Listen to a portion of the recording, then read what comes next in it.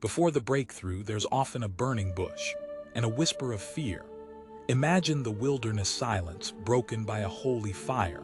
A voice calls your name, not a whisper but a divine thunder that shakes your soul. Moses the shepherd stood awestruck, then filled with dread. God, the God of Abraham, Isaac, and Jacob, was calling him to the impossible.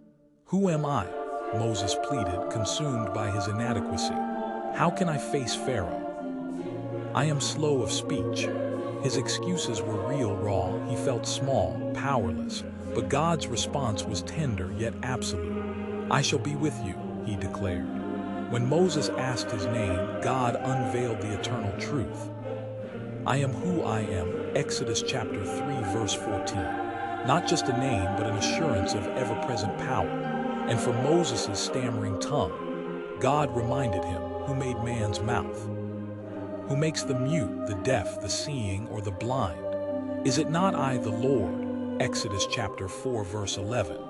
God promises to be his mouth, to give him the words. It was a moment of surrender. From fear-filled excuses to a defiant, "I will go." Yet the journey back to Egypt carried the weight of past failures. Will they remember? Moses wondered. But God was with him every step.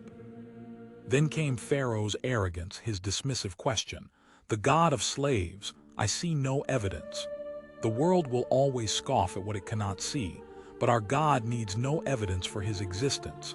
He simply is. And his power, his truth, will always prevail. He does not call the equipped, he equips the called. Just as he did for Moses, he will do for you. Have you ever felt overwhelmed by a calling, believing you aren't enough? Type "He equips me" if this spoke to your spirit.